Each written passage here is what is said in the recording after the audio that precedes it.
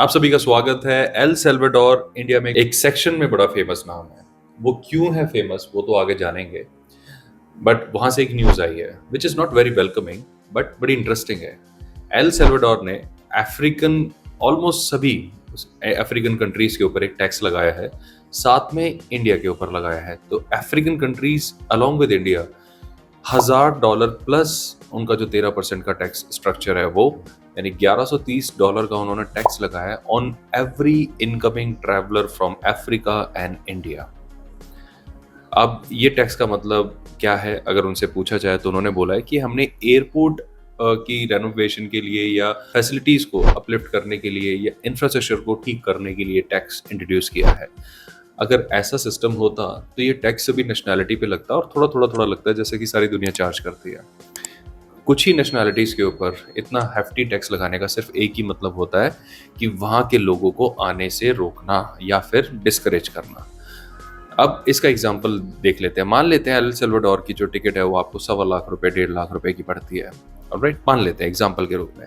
अब वो टिकट जो है उस पर एडिशनल एयरपोर्ट टैक्स लगेगा $1130 का, यानी लगभग ₹1 लाख और अब वो जो टिकट है आपकी वो 2.25 या ₹2.5 की होगी, सिर्फ टिकट है गेट। ओके, अब ये तो है, ठीक है, इन्होंने टैक्स लगाया, खर्चा बढ़ गया, बट वहां पर जा कौन से इंडियंस रहे थे? क्या इतने इंडियंस जा रहे थे वहां पे कि एल सेल्वाडोर को उनसे डर लगने लग गया? नहीं, ये रीजन है सिर्फ और सिर्फ इलीगल माइग्रेशन जो यूएस के अंदर होती है थ्रू एल सेल्वाडोर, उसको रोकने के लिए, क्योंकि अमेरिका का प्रेशर है सभी लैटिन अमेरिकन कंट्रीज पे कि भाई आपके थ्रू इलीगल इमिग्रेशन नहीं आना चाहिए।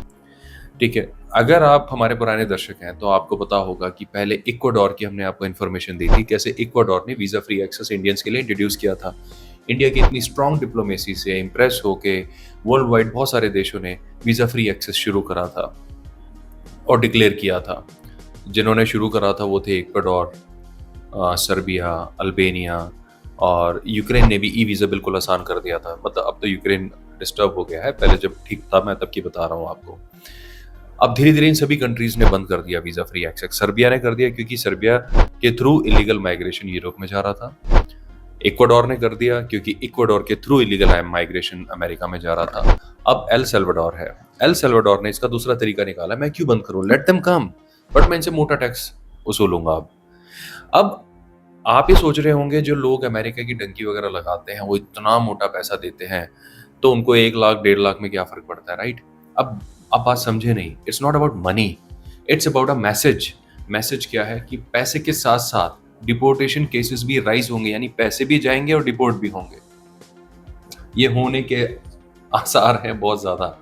तो एल सेल्वाडोर ने ये जो रीजन लगाया है वो overwhelming majority of Indian citizen जो एल सेल्वाडोर में जा रहे थे वो इसी वजह से लगाया है क्योंकि वो लोग कहीं ना कहीं उस रूट को फॉलो कर रहे थे जो अमेरिका तक जा रहा था। अब ये रूट कौन सा है, बड़ा इंटरेस्टिंग, आपने सुना होगा, जंगलों से जाता है, खतरनाक है, ये ब्ला ब्ला।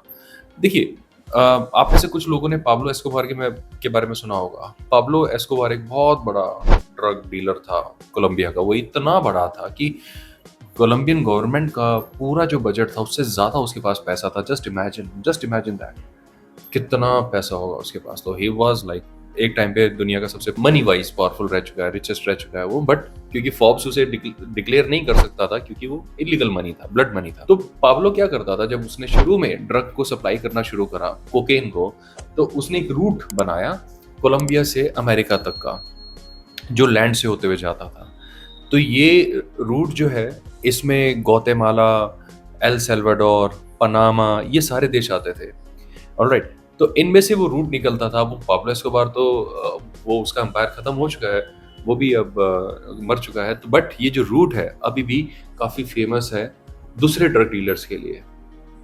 तो कार्टेल्स इसको बोलते हैं, कार्टेल रूट कहा जाता है इसको। तो कार्टेल्स इस रूट को फॉलो करते हैं, यानी गैंग्स, एक तरह से जो इलीगल एक्टिविटी करने वाले गैंग्स हैं वो एक तरह से वो ये रूट को फॉलो करते हैं। तो इस रूट के थ्रू ही ये ह्यूमन ट्रैफिकिंग होती है जिसमें काफी सारे लैटिन अमेरिकन, अफ्रीकन और इंडियन ट्रैवलर्स पकड़े जाते हैं हर साल अलग अलग देशों में। तो इसलिए ये स्टेप लिया गया है, राइट? तो अगर आप या आप में से कहीं भी इस रूट को फॉलो करने के बारे में किसी को दूर से जानते हैं, आप कोई नोन है, फ्रेंड है, व्हाटएवर, सोच रहे थे, तो उनको बोलें कि प्लीज प्लीज पहली बात तो ऐसा ना करें, चाहे अच्छा रूट हो चाहे बुरा रूट हो। कोई भी लीगल काम ना करें, लीगल तरीके से सारे काम होते हैं, बट फिर भी अगर आप कर रहे हैं तो इन्फॉर्मेशन आपके लिए मैं बता देता हूँ, दैट्स ऑल। इससे आपका फ़र्ज़ पूरा हो जाएगा, बाकी अगले की मर्ज़ी, हम किसी की लाइफ को डिक्टेट नहीं कर सकते, राइट? तो अब ये ट्रैवलर पॉइंट ऑफ व्यू, इससे क्या फ़र्क पड़ता है? बहुत बड़ा फ़र्क पड़ता है, बहुत ही बड़ा। एक टाइनी माइनॉरिटी ऑफ इंडियंस भी होगी जो वहाँ पे एक्चुअल में घूमने फिरने जाती होगी, एक्सप्लोर करने जाती होगी। अब वो नहीं जाएँगे, वो छोड़ देंगे, नहीं यार, अब जहाँ पे 1 लाख रुपए सिर्फ़ आने का टैक्स है तो बॉस नहीं।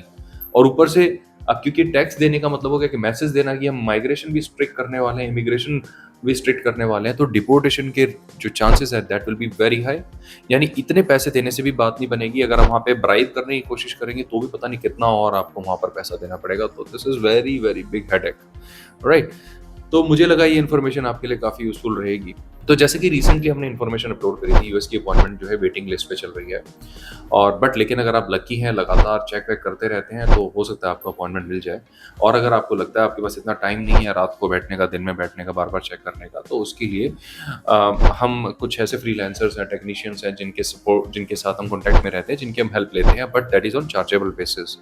उनका चार्ज कितना होता है, कैसा होता है, सब जानने के लिए आप चाहें तो हमें कॉन्टैक्ट कर सकते हैं, बट आप खुद करना चाहें तो it is very much possible, absolutely possible. कोई शॉर्टकट नहीं है, कोई हैकिंग वैकिंग नहीं है, कोई सेटिंग नहीं है। It's about giving time and effort, बस, इसके अलावा और कुछ नहीं। ओके, तो मुझे उम्मीद है एल सल्वाडोर के बारे में ये जो लेटेस्ट न्यूज़ है ये आपके लिए काफ़ी इंसाइटफुल रहेगी। Although traveller point of view ये इतनी इंसाइटफुल नहीं है, बट अगेन न्यूज़ है तो है, राइट? तो अपना समय देने के लिए धन्यवाद, बहुत जल्द फिर मिलेंगे, बाय बाय।